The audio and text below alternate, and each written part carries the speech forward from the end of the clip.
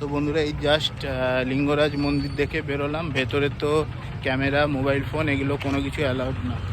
পেছনে দেখো আমার ঠিক মন্দিরটা দেখা যাচ্ছে। তো এই মন্দিরটা বলছে মোটামুটি 1200 বছর পুরনো। সোমবংশীয় রাজারা এটা স্থাপন করেছিল, আর পরে গঙ্গবংশের রাজারা এটা সম্পূর্ণ করেন।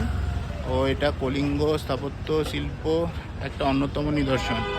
তো শিব ও বিষ্ণুকে উৎসর্গ করেই এই মন্দিরটি তৈরি হয়েছিল। বেলে পাথরে নির্মিত এই মন্দিরটি এখনও 1200 বছরও এত সুন্দরভাবে দাঁড়িয়ে আছে।